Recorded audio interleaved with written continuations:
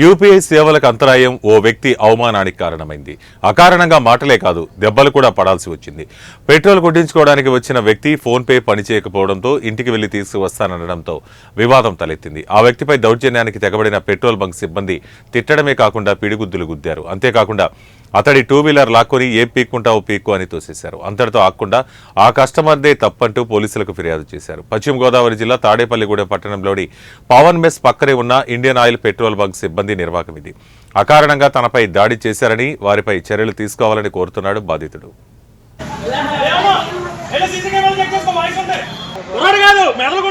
ఏదైనా ఖాళీ లేదు వెళ్ళిపోమంటే వెళ్ళిపోతా. అరగంట కూర్చోబెట్టాడు. అది